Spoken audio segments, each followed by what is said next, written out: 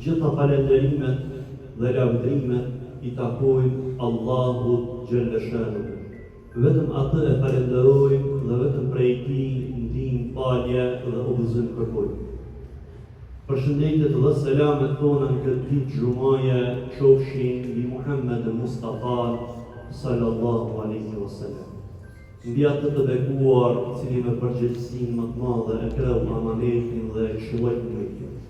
Përshëndetjet dhe selamet tona në këtë ditë xumaje qofshin edhe mbi familjen e Tij të ndershme, mbi shokët e Tij besnik dhe mbi gjithë ata të cilët e ndjekin rrugën e Tij deri në ditën e gjykimit.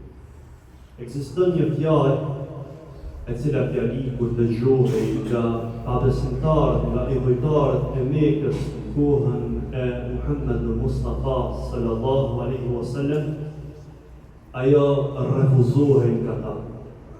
Jo pse nuk e kuptonin këtë fjalë, nga se ishte plotësisht në gjuhën e tyre. Mirë po, kjo thirrje që bëhej duhej që të ndryshonte zakonin e tyre që ishte I trashëguar për pas brezit. Duhej që të ndryshonte tregtinë e tyre që bënin padrejtësi ndaj njëri tjetrit.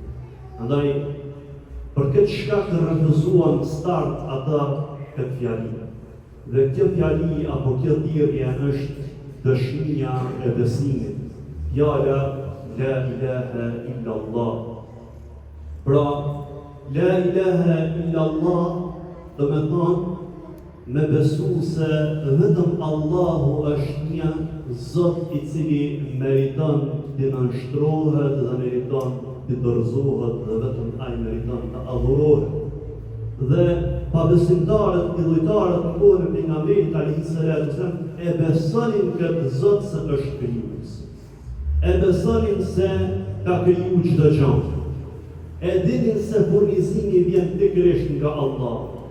Megjithatë, refuzonin që t'i bindeshin fjalës La ilaha illallah, për shkak se kjo do të thotë që të braktisnin idhujt e tyre, të braktisnin padrejtësinë e tyre që e bënin për çdo ditë dhe të ktheheshin kësaj fjale që kjo fjalë reflektonte edhe në vepra dhe jetë ndalet vetëm në gjuhë.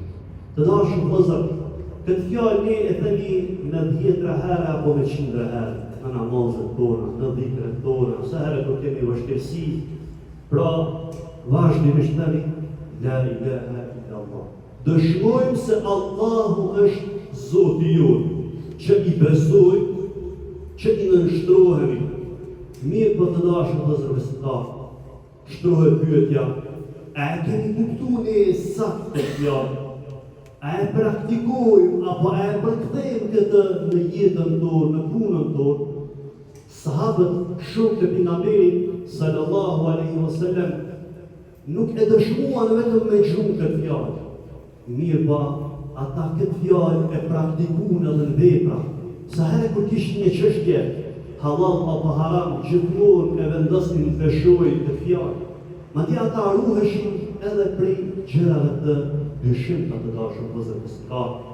Andaj, kjo fjalë do me thonë një kontratë që ti e ke bën dhe ke deklaru plotësisht me gojë dhe me zemër duke thonë Allah, nuk ka asgjë tjetër në jetën time që meriton dashurinë time supreme, bindjen time absolute dhe nënshtrimin tim të plotë përveç teje. Kjo është pra kuptimi I saktë dhe I drejtë I dëshmisë La ilaha illallah. Të dashur vëllezër, besimi I vërtet nuk duhet me prodhu vetëm trupa që falen. Besimi I vërtet prodhon edhe zemra të pastërta dhe karaktere fisnike, sepse pejgamberi alayhis salam tha në një hadith, njerëzit më të mirë që do të jenë në ditën e gjykimit do të jenë ata me sjellje më të mira, me moralin e tyre më të mirë. Andaj nuk mundesh të kesh besim të fortë dhe në anën tjetër të kesh moral të dobët. Nuk mundesh të kesh adhurim të shumë dhe njëkohësisht padrejtësi të mëdha, sepse kjo pastaj vjen kundërshtim me namazin që e bën, sepse Allahu po thotë wa aqimus salat inna s-salata tanha 'anil fahsha'i wal munkar.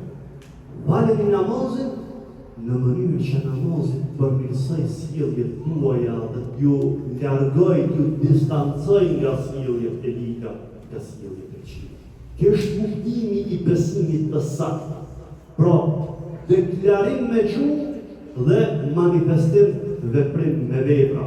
Andaj, Allahu i Madhreshëm në Kur'an na e prezanton portretin e besimtarit të vërtet, duke thonë robërit e gjithëmëshirshmit janë ata të cilët ecin në tokë me porulësi, pra me takvallëk, me modesti, nuk janë arrogant, janë të nënshtruar plotësisht ndaj Zotit të Madhruar.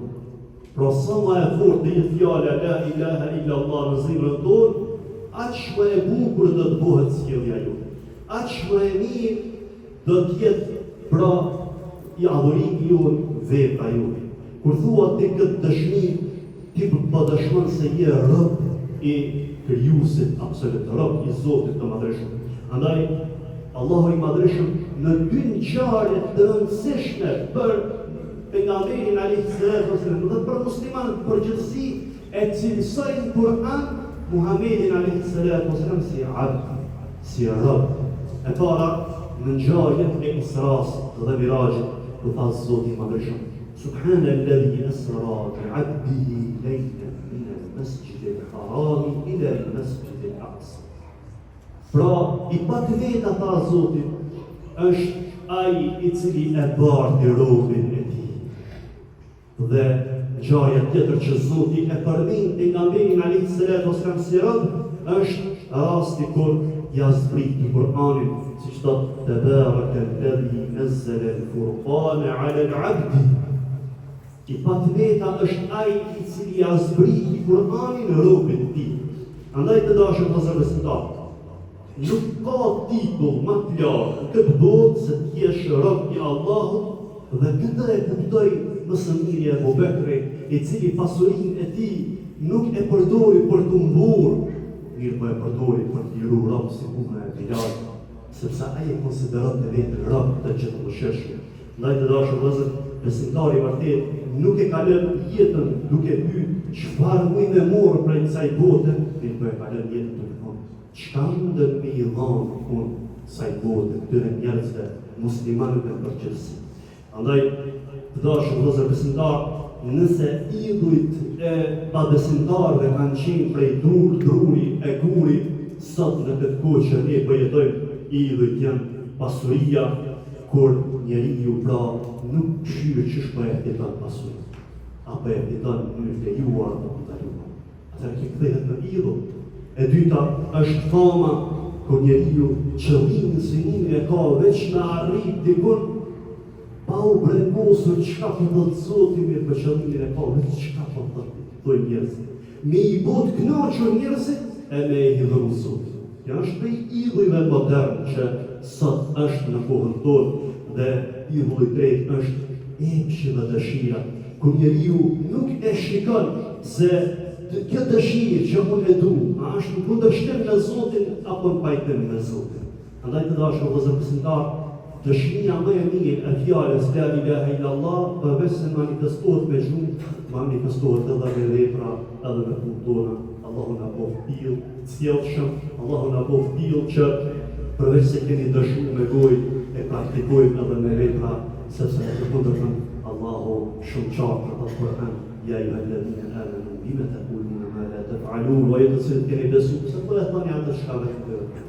Me thonë la ilaha illallah dhe pastaj vepra kundër tua me kundërshtim me këtë fjalë, atëherë padyshim se nuk e keni kuptuar saktë dhe drejt dëshminë tonë më të madhe të besimit. Fjalën la ilaha illallah Muhammadur Rasulullah. Allahu na bëf për tillëve që e dëshmojmë me gjuhë dhe e praktikojmë me vepra tona. Amin.